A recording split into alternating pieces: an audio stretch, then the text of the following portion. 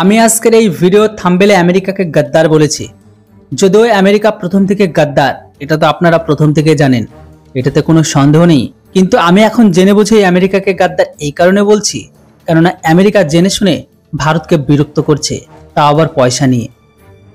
America এখনো নরেন্দ্র মোদীর Russia যাত্রা ভুলতে পারেনি, তাই তো তারা এমন কর্মকাণ্ড করে ভারতকে বিরক্ত করতে চায়।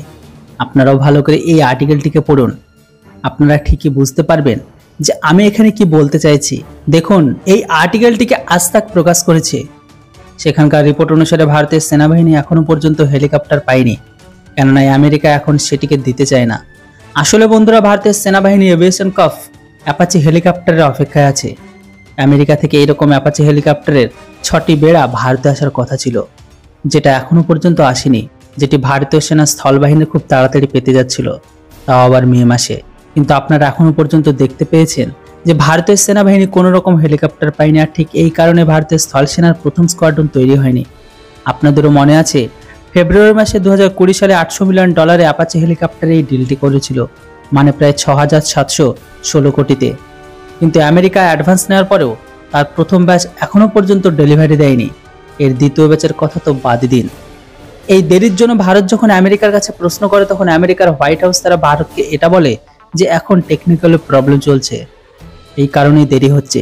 ঠিক এমনটাই বলে তারা, আর ঠিক এমনটা বাহানা দেখিয়ে আমাদের তেজস্বী লাগানোর ইঞ্জিনকে পর্যন্ত দেয়নি আমেরিকা। F404 ইঞ্জিন তারা এখনো পর্যন্ত ভারতকে দেওয়া শুরু করেনি। আমেরিকার এই কর্মকাণ্ড ভারতকে পর্যন্ত বিরক্ত করে তুলেছে। এর সাথে সাথে ভারতের স্থলসেনাকেও।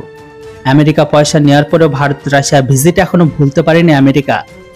আজকের দিনে আমেরিকার সাথে যে কোনো ডিল করা সব থেকে বড় বিপদ বলে মনে হচ্ছে আমাদের, কেননা এই দেশটি আজকের দিনে যে কোনো দেশের পেছন থেকে ছুরি আঘাত করতে দ্বিতীয়বারও ভাবে না।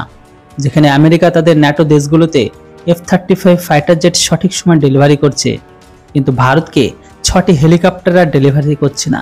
এর মানেটা কি? আপনাদের মতামত অবশ্যই কমেন্ট বক্সে লিখে জানান।